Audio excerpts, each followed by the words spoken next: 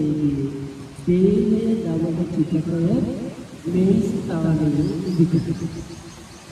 ඉස්ලාම භාග්‍යවතුන් වහන්සේගේ දේහය කපු පිළිපටවලින් ඔතලා සඳුන් තෙල්වල වාසලයි. ඊට පස්සේ ආයමත් සියුම් කපු පිළිපටවලින් ඔතලා ආයමත් සඳුන් තෙල්වල වාසලයි. මේ විදිහට 500 වතාවක් කපු පිළිපටවලින් ඔතලා 500 වතාවක් සඳුන් තෙල්වල වාසලයි.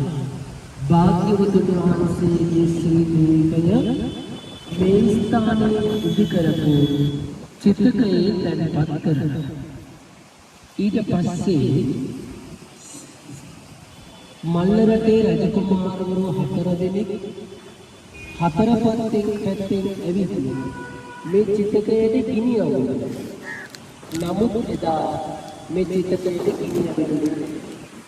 ඊට පස්සේ රජකුමාරවරු 8 දෙනෙක් එකතු වෙලා චිතකයට ගිනි අවුරුවා.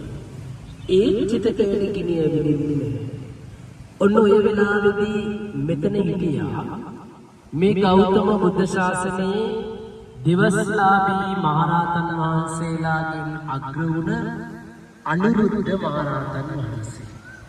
උන්වහන්සේ නුවණින් බලනවා ඇයි භාග්‍යවතුන් වහන්සේගේ චිතකයට ගිනි ඇවිලෙන්නේ නැත්තේ කියලා.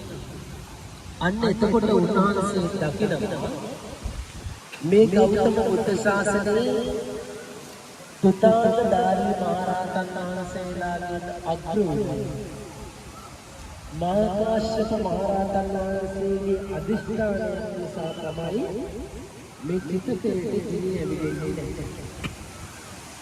ඔබ මහාකාශ්‍යප මහරහතන් වහන්සේ ගෞතම බුදුරජාණන් වහන්සේ සාමාන්‍ය දැනුමකට එකහා සමානයි.